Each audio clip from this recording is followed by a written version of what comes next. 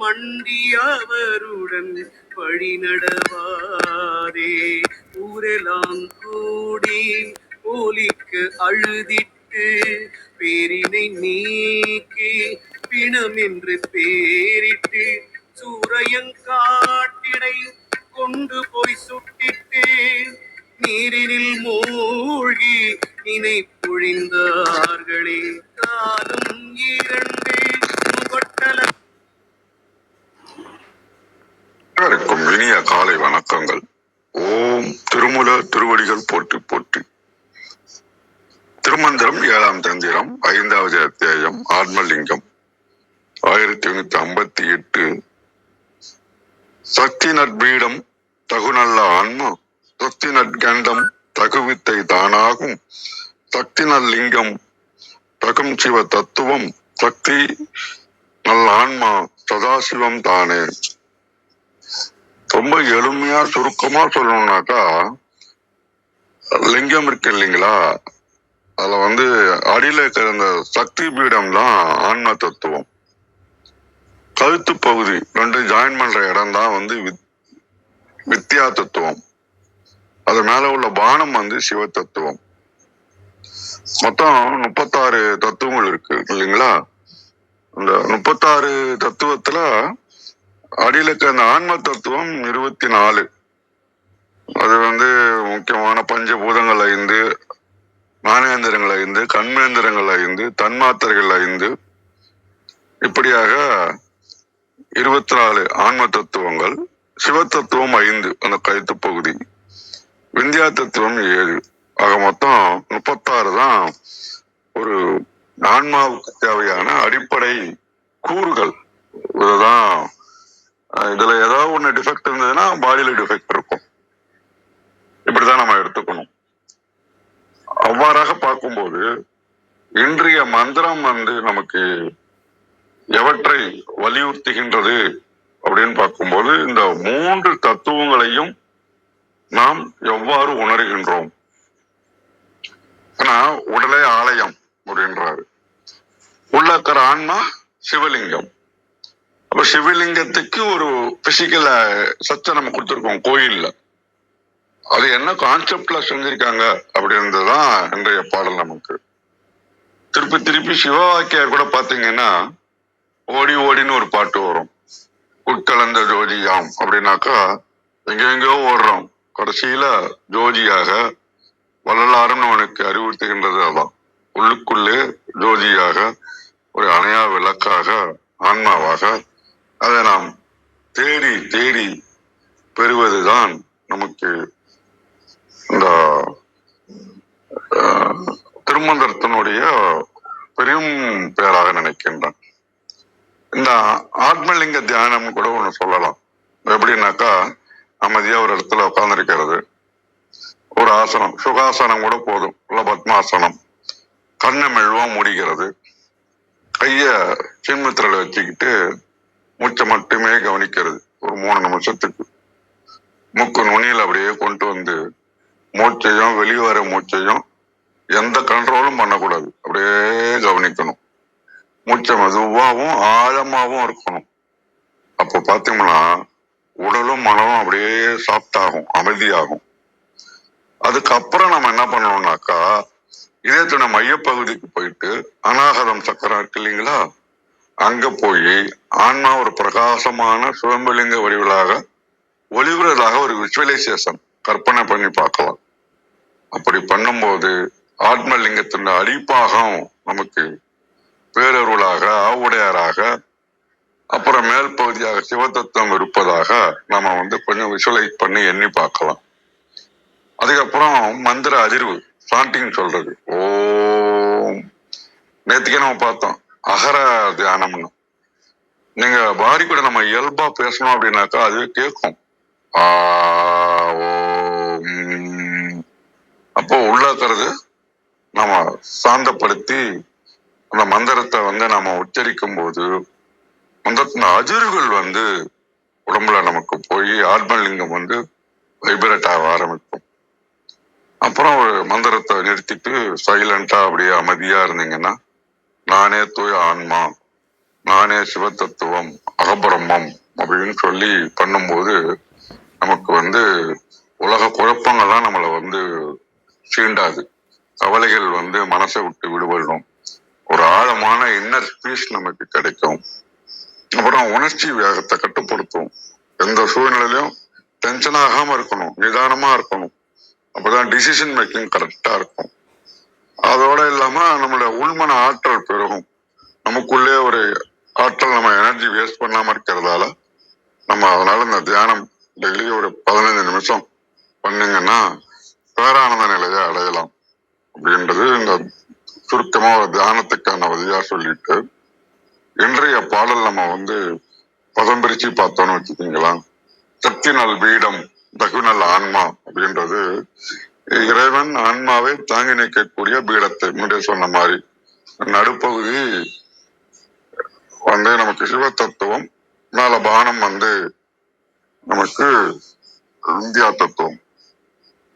இப்படி நமக்கு சொல்ல வர்றது என்ன அப்படின்னாக்கா, நம்முடைய ஆன்மாதான், உயிர் தான் சிவலிங்கம் இல்லைங்களா? அப்படிதான் சொல்ல வரோம், ஆன்மலிங்கம்.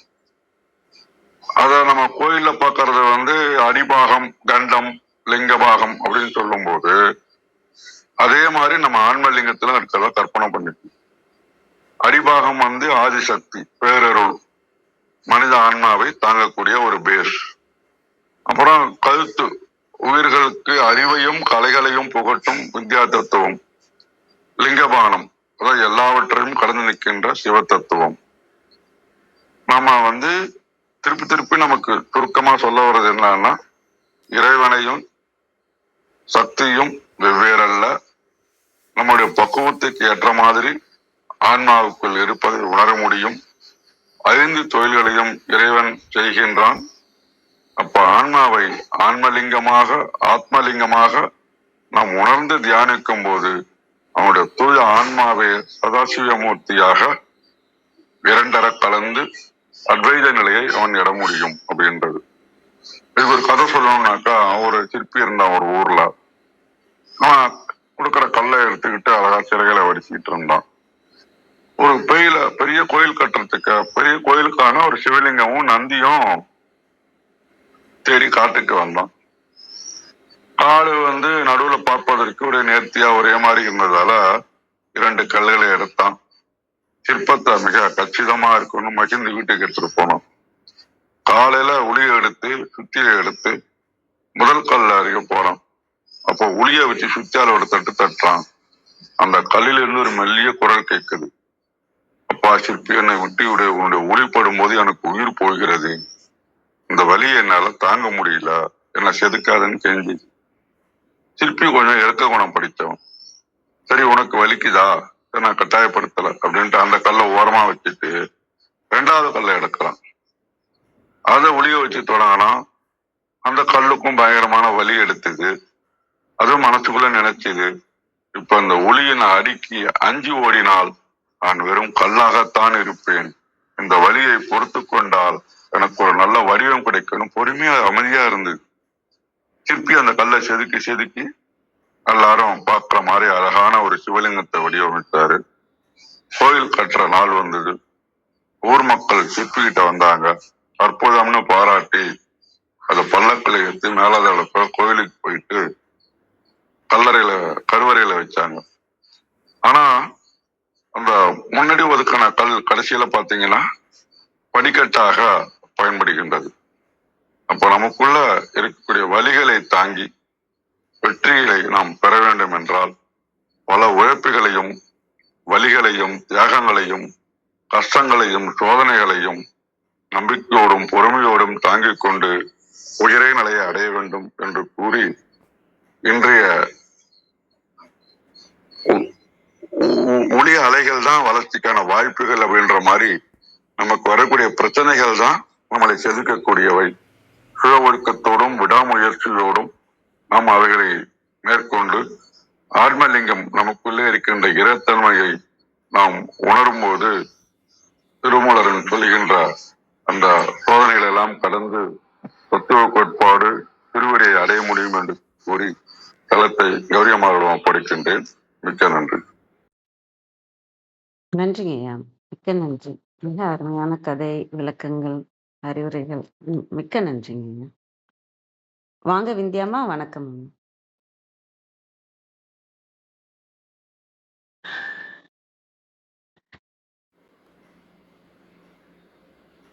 அனைவருக்கும் வணக்கம்.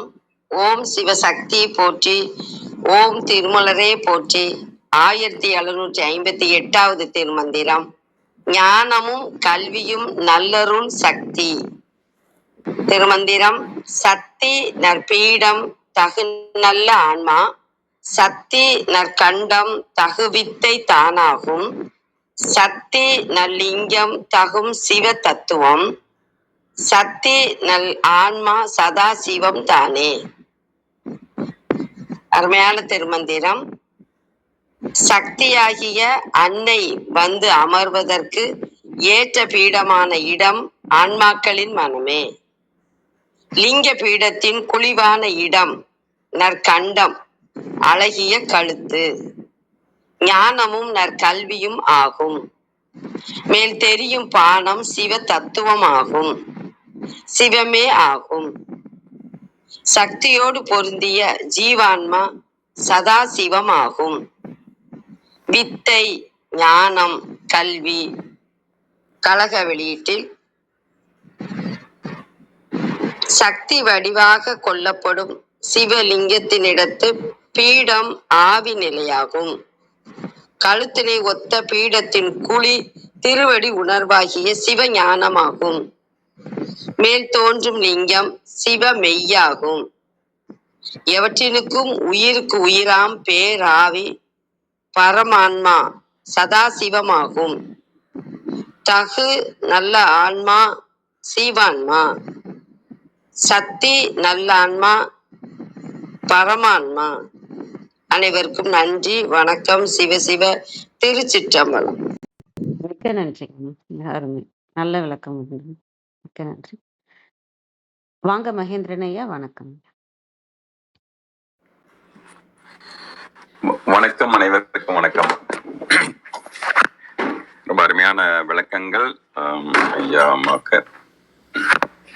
அந்த கதையும் மிக முக்கியமா நம்ம அன்றாடம் செய்கின்ற பயிற்சியாகவும் சொன்னது இன்னும் சிறப்பு. அந்த பாடியோடையே பேசலாம் அப்படின்றது உண்மைதான். நம்ம அந்த மந்திரங்களை நம்ம சொல்லும் பொழுது உள்ளார்ந்த உணர்ந்து அந்த அந்த இதுவை சொல்லும் பொழுது அவ்வளோ ஒரு அருமையான ஒரு பேலன்ஸ் கிடைக்கும், உடம்புக்கான ஒரு புத்துணர்ச்சி கிடைக்கும். மிக முக்கியமா அதனுடைய நன்மையை செய்ய செய்ய இன்னும் நிறைய அடைய முடியும். அதான் நிச்சயமாக உள்ள அன்பர்கள் தொடர்ந்து சார்ந்த பயிற்சியிலும் ஈடுபடுத்திக் கொள்ள வேண்டும் என்பதை கேட்டுக்கொள்கிறேன். ஈடுபட்டு இருப்பீங்க, ஆனாலும் ஒரு நினைவூட்டம். அருமை, சிறப்பு. ஆத்மலிங்கம் உயிர் சிவம் என்று சொல்லலாம் அப்படின்ற ஒரு உரையை பார்க்கும் பொழுது உண்மையிலே நிறைவா இருந்தது. இந்த 7ஆம் தந்திரத்தில் ஆத்மலிங்கம் என்பது நம்மிடம் இருக்கின்ற ஆத்மா, இந்த ஒட்டுமொத்த இயக்கத்தில் இருக்கின்ற அந்த பிரபஞ்சத்துக்கான அந்த அண்டத்துக்கான ஒரு ஆத்மாவும் இருக்கிறது. நம்ம ஒவ்வொரு உயிர்களுக்கும் ஆத்மாவாக இருக்கிறது, உயிராக இருக்கிறது. அப்போது இந்த சிவமே உயிர்நிலை. எப்படி அன்பின் வழி அது உயிர்நிலை என்று வள்ளுவர் சொல்வது போலவே இந்த ஆத்மலிங்கம் என்பதை ஒரு உயிர்நிலையாக, ஏனென்றால் சிவம் என்கின்ற நிலையே ஒரு ஒற்றாய் இருப்பாக எங்கெங்கும் நீக்கமர நிறைந்து இருக்கின்ற அந்த சதா சிவ நிலை என்பது சதா காலமும் சதா நேரங்களிலும் சதா இடங்களிலும் சதா உயிர்களிலும் என்று எப்படி வேணுமானாலும் சொல்லலாம். அந்த சதா என்பது அவ்வளோ ஒரு அந்த அபண்டன்ஸ் அப்படின்னு ஆங்கிலத்துல சொல்லலாம். அந்த அபண்டண்டா இருக்கிற அந்த ஒரு பேரருள், அந்த அருளில் அதுவும் உயிராக இருக்கின்ற ஒன்றை நாம் எப்படி பார்க்கிறோம் என்பதுதான் இன்றைய அற்புதமான மந்திரம். நேற்றைய திருமந்திரத்துடைய தொடர்ச்சியா பார்க்கும் பொழுது இன்னும் அதை மிக சரியா பார்க்க முடியும். நேற்று முந்தா நாள் நம்ம வாசிச்சது, அதே போல அடுத்தடுத்த நாள் இந்த தொடர்ச்சியோடு பார்க்கும் பொழுது இன்னும் அதை நல்லா பார்த்துக்கலாம் அப்படின்ட்டு போயிடலாம். சக்தி நற்பீடம் தகு நல்ல ஆன்மா, சக்தி சக்தி நற்கண்டம் தகு வித்தைதானாகும் சக்தி நல்லிங்கம் தகும் சிவ தத்துவம் சக்தி நல் ஆன்மா சதா சிவம் தானே.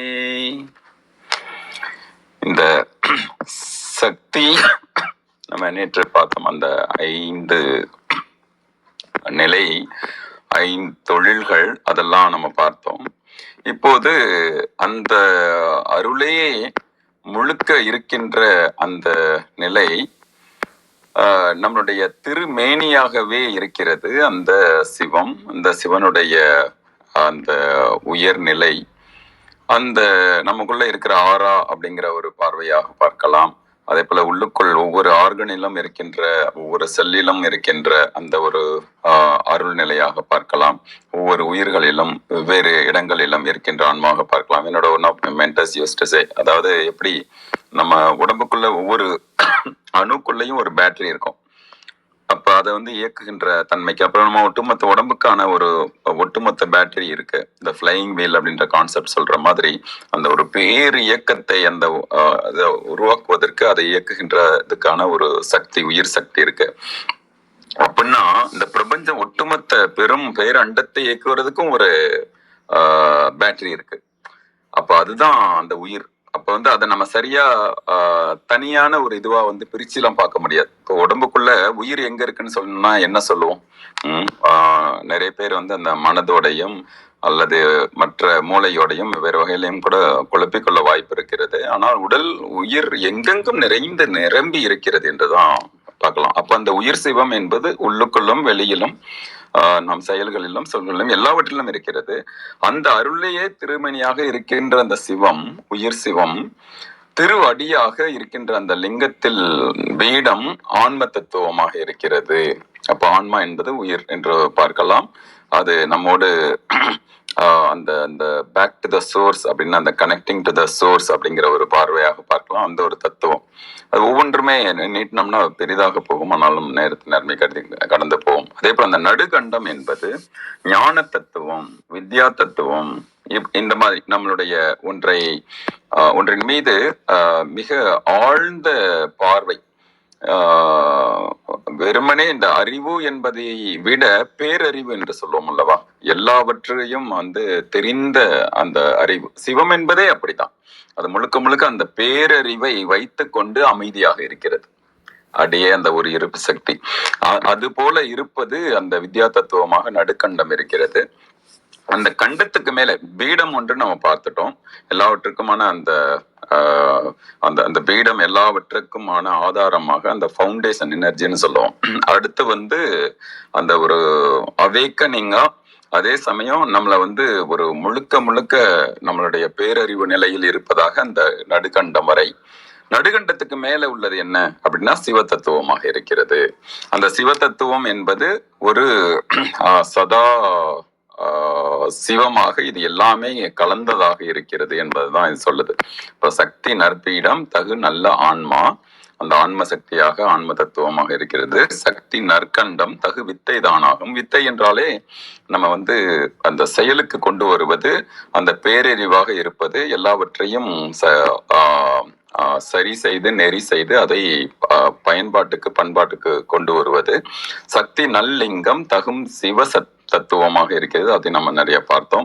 அதே போல சக்தி நல் ஆன்மா சதாசிவமான தானே அப்படின்னு அது போல இருக்கின்ற அந்த முழு ஆன்மலிங்கமே நமக்கு சதாசிவமாக எல்லா காலங்களிலும், எல்லா இடங்களிலும், எல்லா தொழில்களிலும், எல்லா உயிர்களிலும், எல்லா இடங்களிலும் என்று கலந்து இருக்கின்ற அந்த பராபரம் என்று சொல்கிறது போல அந்த பராபொருளாக இருக்கிறது என்று வைத்துக் கொள்ளலாம். நன்றி, வணக்கம். நன்றி ஐயா, மிக்க நன்றி. மிக அருமை. வாங்க தியாகராஜன் ஐயா, வணக்கம் ஐயா.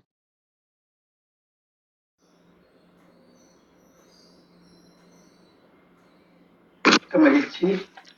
ஆன்மநேய அன்பர்கள் அனைவருக்கும் பணிவன்பான வணக்கங்கள், வாழ்த்துக்கள்.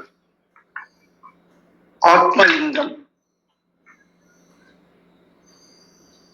மகான் திருமூலர் திருவடிகளை பணிந்து வணங்கி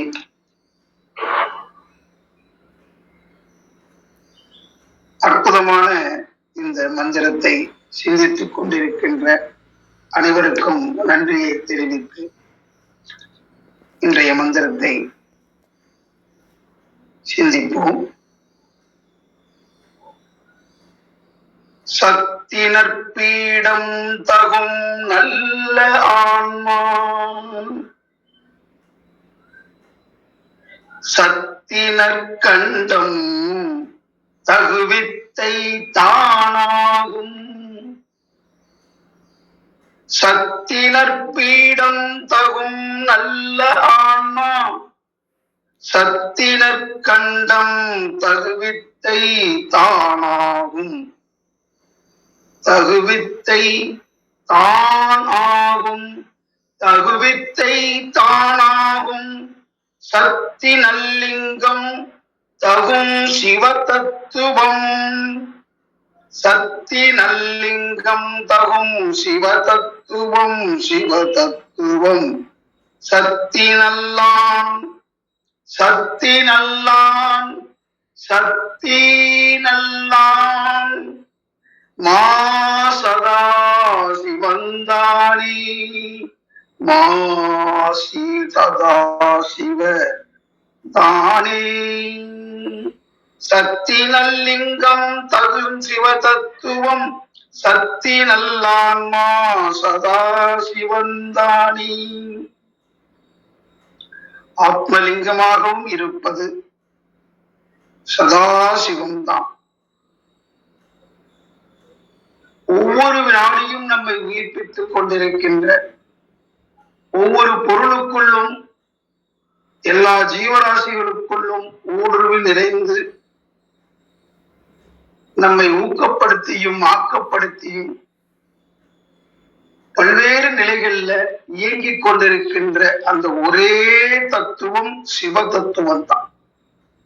அந்த சிவ தத்துவத்துக்கு அடிப்படையாக இருப்பது சதாசிவன். அதுவே சக்தியாக, அந்த சக்தி இயக்கத்தில் இருக்கும் போது அதை இயங்கக்கூடிய அளவுல முறைப்படுத்தி அறிவாக அன்பாக நம்மை நெறிப்படுத்தி கொண்டிருக்கின்ற அந்த தெய்வீக பெருவெளிய, அதனுடைய அற்புதத்தை நாம எப்படி சொல்ல முடியும் வார்த்தைகளால்? அவரவர் அறிந்து உணர்ந்து வள்ளல் பெருமானார் சொல்வது போல நெகிழ்ந்து நெகிழ்ந்து என்ற அளவுல உள்ளம் கசிந்து உருகணும். அந்த உருகி கரையும் போதுதான் அங்கே தெய்வீக பேரன்பை உணர முடியும். இந்த அன்பு உடல் அளவுல பொருள் அளவுல எல்லை கட்டி கொள்ளும் போதுதான் அங்கே பற்று பாசம் என்ற தன்மை உருவாகிறது. இந்த பற்றும் பாசமும் ஏடனை என்று சொல்வார்கள். இதுதான் எல்லா துன்பத்துக்கும் அடிப்படை காரணமா இருக்கு. அன்பில்லாத இடம் எங்கும் இல்லையப்பா என்று சொல்லி எல்லா இடத்துலயும் அந்த அன்பு நிலை இருக்கு. ஆனா அது எல்லை கட்டி இயங்கும் போது என்னுடைய ஊரு, என்னுடைய குடும்பம், என்னுடைய சொந்தம் அப்படின்னு அந்த எல்லை கட்டி இயங்கும் போது அது பாச உணர்வாக, அது பாச போராட்டமாக இருக்கிறது. எதிர்பார்ப்பு, நான் ஒண்ணு கொடுத்தேன் அவங்க ஒண்ணு கொடுக்கணும் என்ற அளவுக்கு எதிர்பார்ப்போடு இயங்குது. எதிர்பார்ப்பு இல்லாம முகந்தெரியாதவர்களும் எல்லோருமே இறைவனுடைய குழந்தைகள், இயற்கையில வந்தவை அனைத்துமே எனக்கு உறவு நட்பு என்ற அளவுல அந்த நட்பாக உறவாக அந்த எல்லை விரிந்த நிலையில தெய்வீக பெருவெளியோடு உறைந்த கரைந்த நிலையில செய்யக்கூடிய அன்பு, அன்புதான் எல்லாத்துக்கும் அடிப்படையாக இருக்கு. ஆனா எல்லை கட்டி இயங்கும் போதுதான் குரு பக்தி, தெய்வ பக்தி, என் கடவுள் இதுதான் என் கடவுள் என்று கடவுள் நிலையே எல்லை கட்டி பக்தி கொண்டாடும். அது சிறப்பு தான். ஆனா எல்லோருக்குள்ளும் இருப்பது அதே பக்தி உணர்வு தானே. அது அன்பு என்ற தன்மையில விரிந்து இருக்கும் போது எல்லோருக்கும் தந்தை ஒருவன், நீ ஒருவனை நம்பி வந்தாயா இல்லை இறைவனை நம்பி வந்தாயா என்று ஒரு கவிஞர். அத்தகைய அந்த விரிந்த மனநிலையில இருக்கும். அவரவர் உணர்வு நிலையில சொன்ன கருத்துக்கள் வேறு வேறு தெய்வமாக இன்று பாவனை செய்து கொண்டதுதான் இன்னைக்கு மயக்கத்துல கொண்டு வந்து விட்டுருச்சு. உண்மையான அன்பு நிலையை உணராம அந்த பற்று கோட்டுல மனம் இயங்கி கொண்டிருக்கிறது. அதுவே பாசமாக நேசமாக குழந்தைகளிடத்துல அந்த அன்பு நிலை குறுகி நிற்குது. மனம் விரிந்து நிற்கணும். இப்ப தொழிலாளி முதலாளின்னு சொல்லும் போது அங்கே விசுவாசம் அப்படிங்கிறதெல்லாம் இடையோடு இருக்கு. இப்ப நட்பு உறவுகளுக்கு இடையில அந்த அன்பு என்பது இருக்க வேண்டும். எதிர்பார்ப்பில்லாத அந்த தூய அன்பு, அதை உணரணும். அது இறைவனுடைய கருணை. அந்த அன்பினுடைய மலர்ச்சி தான் கருணையாக இருக்கிறது. அதுவே அருள் என்ற தன்மையை நாம் சொல்றோம். அது அருளவில்லை என்றால் உலகத்துல வேறு ஏது, எந்த பொருள் இந்த உலகத்துல வந்திருக்க முடியும், எந்த நிகழ்ச்சி இருக்க முடியாது. அத்தனைக்கும் காரணமாக இருக்கின்ற அந்த சதாசிவத்தை நாம் உள்ளுணர்வாக உணர்ந்து போற்றி வணங்கி வர வேண்டும். அந்த விழிப்பு நிலையோடு இருக்க வேண்டும். அவேர்னஸ் என்று சொல்லக்கூடிய விழிப்பு நிலை. அந்த விழிப்பு நிலையை தருவது மகான்களுடைய இந்த மாதிரி மந்திரங்கள், அவர்களுடைய தந்திரங்கள். தந்திரமாக நமக்கு கொடுத்து வச்சுட்டு போயிட்டாங்க பாருங்க. இதெல்லாம் செஞ்சா இது நடக்கத்தான் செய்யும். அது எதை செய்தால் எது விளையுங்கிறது அவங்களுக்கு தெரியும். அதனால செய்ய வைக்கணும். செயல் செயல் செயல் கர்ம யோகம். அப்ப செயல் செய்வதற்கு உண்டான வழிமுறைகளை அவங்க அற்புதமாக செஞ்சுட்டு போட்டாங்க. நாம செய்ததை நம்ம சந்ததியிலும் தொடரணும் அப்படின்னு. சந்ததினா உயிர் தொடர்போட வரக்கூடிய, உடல் தொடர்போட வரக்கூடியது மட்டும் இல்லை, ஆன்ம தொடர்போடு வரக்கூடியதுதான் என்பதை உணர்த்தி தான் இன்னைக்கு அந்த தத்துவங்களை எல்லாம் தொகுத்து அதை ரெண்டுக்குள்ள சக்தி சிவம் ரெண்டு தான். சக்தி அல்ல சக்தி, சத்திய பொருள், மெய்ப்பொருள், சத்திலிருந்து உருவாகிய அந்த சக்தி, சக்தி என்பதை உறுதி கொண்டு இந்த திருமந்திர வேதத்துல அத்தனையும் சொல்லப்பட்டிருக்கிற உட்பொருள் சக்தி சக்தி சக்தி என்பதை உணர்ந்து கொண்டு சத்திய பொருளை நித்திய பொருளை உணர்ந்து வாழ்வோம், உயர்வோம், வெல்வோம் என்று கூறி மகான் திருமூலரை சரணடைவோம். ஓம் திருமூல திருவடிகள் சரணம். ஓம் திருமூல திருவடிகள் சரணம். ஓம் திருமூல திருவடிகள் சரணம் சரணம் சரணம். நன்றி. நன்றிங்க ஐயா, மிக்க நன்றி, மிக அருமை. வாங்க கிருத்திகாமா, வணக்கம் அம்மா. வணக்கம். அனைவருக்கும் இனிய காலை வணக்கம். இன்னைக்கு மந்திரத்தை நம்ம நிறைய பொருள் மூலமா கேட்டாச்சு. லைனையர் தொடங்கி இந்தியம்மா, தியாகராஜனையா, மகேந்திரனையா எல்லாருமே ரொம்ப அழகா தெளிவா இந்த மந்திரத்தை விளக்கிட்டாங்க. ரொம்ப முக்கியமான ஒரு விஷயம் மாத்திரம் நம்ம இதுல பார்த்தா போதும். கூடுதலாக என்ன அப்படின்னா, இந்த மந்திரத்துல நீங்க பாத்தீங்கன்னா ஒரு வார்த்தை மீண்டும் மீண்டும் வருகிறது. என்ன அப்படின்னா தகும் அப்படின்னு சொல்லக்கூடிய அந்த ஒரு வார்த்தை, அந்த ஒரு சொல் வந்துட்டே இருக்கு பாருங்க. சக்தி நற்பீடம் தகு நல்ல ஆன்மா. பின்ன என்ன சொல்றாரு? சக்தி நற்கண்டம் தகு வித்தை தானா. அதுக்கப்புறம் சக்தி நல்லிங்கம் தகும் சிவ தத்துவம். சக்தி நல்ல ஆன்மா சதாசிவம் தானே அப்படின்னு சொல்றாரு. இப்போ நம்ம பார்த்திருக்கோம், திருமூலர் ஒரு வார்த்தை கூட தேவையில்லாத வார்த்தை உள்ள வைக்கிறது இல்லை. அப்போ இந்த தகும் அப்படிங்கிற வார்த்தையை எத்தனை தடவை வைக்கிறார்? 4 தடவை, 3 தடவை வைக்கிறார். என்ன காரணம்? எதனால அந்த தகும் அப்படிங்கிற ஒரு வார்த்தை? தகும்னா நமக்கு என்ன பொருள் தெரியும்? சரியான, ஏற்புடைய, பொருந்தக்கூடிய, அதாவது என்ன சொல்றது, அதாவது it is good to be அப்படின்னு நம்ம சொல்லுவோம் இல்லையா? அந்த குட் டு பி கேரக்டரா இருக்கக்கூடிய ஒரு தன்மையை சொல்றதுக்கு தான் இந்த தகும் அப்படிங்கிற ஒரு வார்த்தைய அவங்களுக்கு இது தகும் அப்படின்னா it is suitable for that அப்படின்னு சொல்லுவோம் இல்லையா? அந்த மாதிரியான ஒரு வார்த்தை இந்த தகும் அப்படிங்கிறது. இப்ப இந்த கோணத்துல இந்த மந்திரத்தை பாருங்க. பீடம் தகும் நல்ல ஆன்மா. அப்ப நம்ம எல்லா உரையாசிரியர்களுமே இதெல்லாம் ஏன் அவங்க வெளிப்படையா சொல்லல அப்படின்னா, தமிழ் ஆய்ந்து கற்ற ஒரு சமூகத்துல இருந்து அவங்க சொல்லியிருக்காங்க. அதனால இதெல்லாம் தெரியும் அப்படின்னு அவங்க விட்டுருப்பாங்களாம், இருக்கலாம். நம்ம தமிழ் விட்டு நகர்ந்து வந்துட்டோம். தேவைக்குதான் தமிழ் பேசுறோம், இல்ல தேவைக்குதான் தமிழ் கத்துக்கிறோம். அப்போ இந்த நுணுக்கம் எல்லாம் நமக்கு சொல்லி கொடுத்து புரிஞ்சுக்க வேண்டியிருக்கு. அதனாலயா இருக்கலாம் உரையாசிரியர்கள் இந்த தகும் அப்படிங்கிறதுக்கு உண்டான இம்பார்ட்டன்ஸை இந்த இடத்துல சொல்லாத விட்டது. நம்ம இருக்கிற சூழல்ல நம்ம அதை சொல்லி புரிஞ்சுக்க வேண்டியிருக்கு, அவ்வளவுதான் வித்தியாசம். So I'm not telling anything new. ஏற்கனவே இருக்கிறத தான் நான் சொல்றேன். இது நல்ல ஆன்மாவை தரக்கூடியதாக தகும், அது தாங்குவதற்கு. எது? பீடம். இந்த இடத்துல பீடம் அப்படிங்கிறது என்னன்னு நம்ம எல்லாருமே விளக்கியிருக்காங்க. நம்ம இந்த பிண்டத்துல பார்க்கும் பொழுது எது பீடம் அப்படின்னாக்க மூலாதாரத்திலிருந்து மேலே எழும்புகின்ற அந்த கூடம், அந்த கூடத்தை வந்து நம்ம பீடம்னு எடுத்துக்கலாம். இது ஆன்மாவை தாங்கக்கூடியதாக. ஆன்மா அப்படிங்கும்போது இந்த ஆன்மாவை நம்ம 2 விதமா பார்க்கலாம். ஒண்ணு ஆன்மா, இன்னொன்று ஆன்ம தத்துவங்கள். இந்த உடல் இயங்குவதற்கு உண்டான ஆன்ம தத்துவங்கள் இதுதான். ஏன்னா அந்த சொல்லிட்டார்ல, இந்த உண்ணாதமும் மேவுலிங்கமாம் அப்படின்னு நேற்றுக்கு சொல்லிட்டாரு பாத்தீங்களா. அப்படி இருக்கக்கூடிய அந்த தன்மையோடு இருக்கக்கூடிய அந்த உயிரை தாங்குகின்ற நல்ல ஆன்மா, அதுதான் அந்த 24 ஆன்ம தத்துவங்கள் நம்ம சொல்றோம். அப்படி தாங்கும் பொழுது தகுவித்தை தானாகும் அப்படின்னு சொல்றாரு. அப்போ அந்த இந்த வித்தை அப்படிங்கிறது வந்து வித்யா தத்துவம்னு சொல்லுவோம்.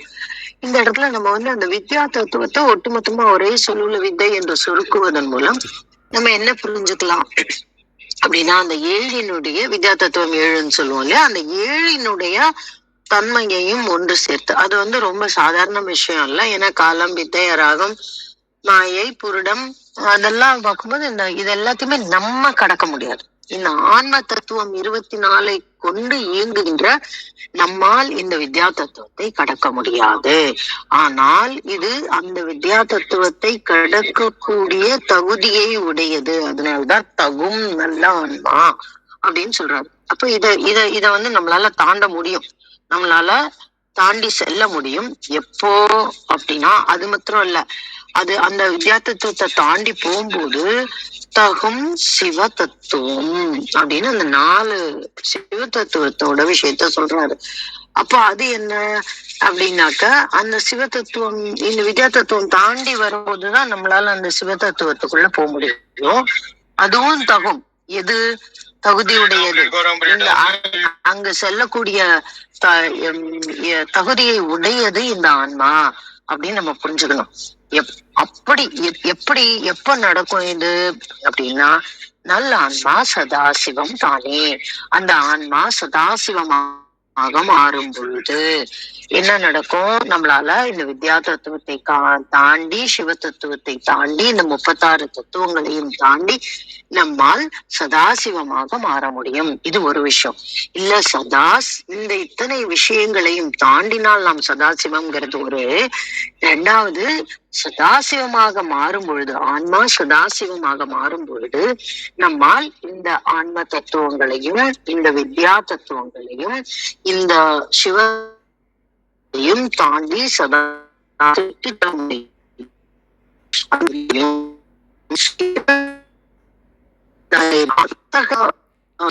இருக்கிறது.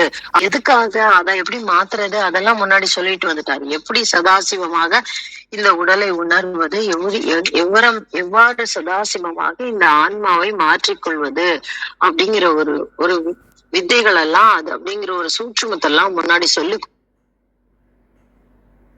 கொடுத்துட்டே வந்துட்டு நிலையில இருக்கு. அந்த நிலையில போகலாம். அதற்கு இருக்கிறாய், அப்ப அதான் அந்த ஆத்மலிங்கம் அப்படின்னு அவர் நமக்கு ரொம்ப தெளிவா சொல்லி கொடுக்குறாரு. ரொம்ப அற்புதமான ஒரு வார்த்தையை வச்சு அந்த மந்திரத்தோட மொத்த தன்மையையும் அவர் நமக்கு புரிய வைக்கிறாரு. இந்த உடல் சாதாரணமான உடல் இல்ல. இந்த ஆன்மா வந்து இந்த பிறவிக்கு வந்திருக்கிறது சாதாரணமான விஷயமே இல்ல. எப்பேற்பட்ட you are able to do or you have the potential to do அப்படின்னு சொல்லுவோம் இல்லையா நம்ம. அந்த மாதிரி you have the potential to do. அத்தகைய ஒரு ஆன்மாவா நம்ம இங்க வந்திருக்கோம் அப்படின்னு நமக்கு ஒரு பிரம்மாண்டத்தை நம்ம கண்ணு முன்னாடி பாட்டி காட்டுறாரு. அத்தகைய ஒரு அற்புதமான ஒரு மந்திரத்தை உங்களோட பகிர கிடைக்கின்ற காலை வேலைக்கு நன்றி சொல்லி என்னுடைய பகிர்தலை முடித்துக் கொள்கிறேன். நன்றிங்க மேம், மிக்க நன்றி. மிக அருமை, மிக தெளிவான விளக்கம் மேம். மிக்க நன்றிங்க மேம். அனைவருக்கும் அன்பு வணக்கம். ஓம் நந்தியம்பெருமான் திருவடி போற்றி. ஓம் திருமூலர் திருவடி போற்றி. ஓம் நம சிவாய். Translation: The good pedestal of Shakti is the worthy soul. The good throat of Shakti will become the worthy Vidya. The good lingam of Shakti is the worthy principle of Shiva. The good super soul of Shakti is Sadasiva அப்படின்னு கொடுத்துருக்காங்க. இங்கே நிறைய நல்ல விளக்கங்கள் கிடைச்சிருக்கு. தத்துவங்கள் தான், எல்லாமே தத்துவங்கள் தான். இங்கே எதுவும் உண்மை இல்லை, மாயை தத்துவங்கள் தான். நம்ம ஆதி பகவன்கிட்ட இருந்து சக்தி சிவமே தத்துவம் தான். சக்தி சிவம்லேருந்து 34 தத்துவங்கள் நமக்கு வந்திருக்கு. அந்த சக்தி சிவமையும் சேர்த்துட்டோன்னா 36 தத்துவங்களாக இருக்குது. இப்படி அனைத்து தத்துவங்களும் நமக்கு கொடுக்கப்பட்டிருக்கு. அதில் முதல் வரியில் வந்து நல்ல தகுந்த ஆன்மாக்கு நற்பீடமாக இருக்கும் நமக்கு சக்தி. அடுத்தது தகுந்த ஞானத்தை கொடுத்து நம்மளை சிவ தத்துவத்துக்கு கூட்டு போய் சதாசிவன் ஆக்குற விஷயந்தான். அந்த முதல்ல அந்த ஆன்ம தத்துவங்களுக்குள்ள நமக்கு கருவியாக இருக்கிறப்ப நம்ம இந்த கருவி தான் நாமன்னு நினச்சிட்டு இருப்போம். இப்போ இந்த மனம், இந்த உடல், அதுதான் நானுன்னு நினச்சிட்டு இருக்க ஒரு விஷயமா இருக்கும். நான் சந்தோஷமாக இருக்கேன், நான் கவலையாக இருக்கேன், நான் அந்த மாதிரி அந்த உணர்ச்சியையும் இந்த உடலையும் நம்ம நானுன்னு நினச்சி நம்ம இயங்குற இடமா இருந்து நமக்கு அனுபவத்தையும் பாடத்தையும் கொடுக்குற இடமா இருக்கும். அதுக்கு அடுத்தது வந்து அந்த நம்ம எதை நோக்கி பற்று வச்சு, எதை நோக்கி அந்த ஆசைகள் நோக்கி அந்த அனுபவத்தை அடைஞ்சிருக்கோமோ அதை நீக்கிற விஷயமா நமக்கு ஞானத்தை வழங்குற இடம் வரும். ஐயா சொன்ன மாதிரி அந்த இது செதுக்குறாங்க இல்லையா, அந்த சிலையை செதுக்குற மாதிரி தான். அதில் வந்து நமக்கு எந்த இதில் நம்ம பற்று வச்சுருந்தோமோ அதை நீக்கிற விஷயமா இருக்கும். எந்த கர்ம வினைகளை நீக்கிற விஷயமா இருக்கும். நம்ம இந்த நானுங்கிறதே உடைக்கிற விஷயமாக இருக்கும். இந்த கருவிகள் நீ இல்லை, அதுக்குள்ளே இருக்கிற சக்தி சிவசக்தியாக இருக்கிறதா நாம அப்படிங்கிற அந்த அனைத்தையும் உடைத்து அந்த ஞானத்தை கொடுக்குற விஷயமா வித்யா தத்துவம் இருக்கும். அதுக்கப்புறம் தான் நம்மளால சிவ தத்துவத்துக்கு நம்மளால உள்ள போக முடியும். இது அனைத்தையும் நமக்கு நல்ல நிலையில இருந்து நமக்கு கொடுத்து கொண்டு இருக்கிறது சக்தி தான் அப்படிங்கிறது தான் நானும் புரிஞ்சுக்கிறது. இதுல புதுசா ஒன்றும் இல்லை. இதுதான் நான் இந்த இதில் சதாசிவமாக நம்ம மாற முடியும் அப்படிங்கிறது தான். அதை கிருத்திகாமா சூப்பரா சொன்னாங்க. இன்னும் நான் அதுல இருந்தே வெளில வரல, நல்லா அந்த இது ஓடிக்கிட்டே இருக்கு. அனைவருக்கும் நன்றி. வேற யாரும் உங்களோட கருத்து, கேள்வி எதுவும் சொல்றீங்களா?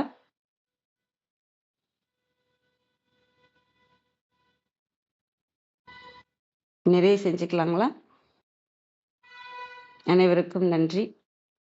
இன்று எங்களுடன் இணைந்த அனைத்து உள்ளங்களுக்கும் எங்களது மனமார்ந்த நன்றிகள். மீண்டும் நாளை காலை 6:30 மணிக்கு சந்திப்போம். தலம் நிறைவு பெறுகிறது.